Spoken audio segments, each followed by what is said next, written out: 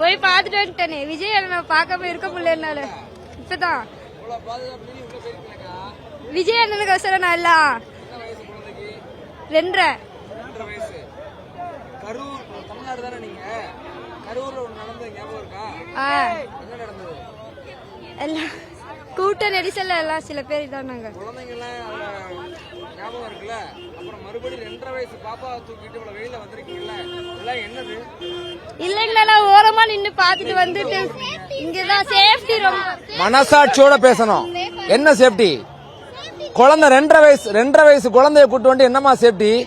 Safety 2.5 வயசு குழந்தைக்கு என்னமா சேஃப்டி?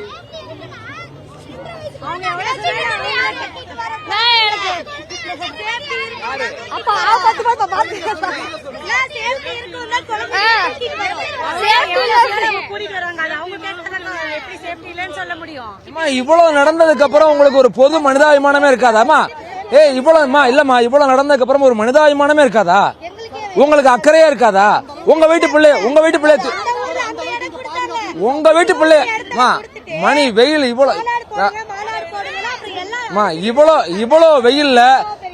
வெயில்ல 2.5 வயசு குழந்தைய தூக்கிட்டு வந்தப்ப இன்னமும் நியாயப்படுத்துறீங்கல்ல? உங்களுக்கு மனசாட்சி இல்லையா? எங்க தளபதியை பார்க்கணும், எங்களுக்கு அதுதான் முக்கியம். சேஃப்டி இல்ல, மனசாட்சி எல்லாம் இல்ல. எங்க தளபதிக்கு அப்புறம் தான் எங்களுக்கு மனசாட்சியே. அசம்பாவிதம் இவ்வளவு நடந்ததுக்கு பிறகு ஒரு லேடியை வந்து நீங்களே அலோ பண்ணிக்கிட்டேங்க. குழந்தைய உள்ள அலோ பண்ணீங்க. யாரும் வர சொல்லல. உங்க கட்சி பொதுச்செயலா வராதுங்கிறாரு, உங்க தலைவர் வராதுங்கிறாரு. குழந்தை 2 வயசு குழந்தை இவ்வளவு வெயில்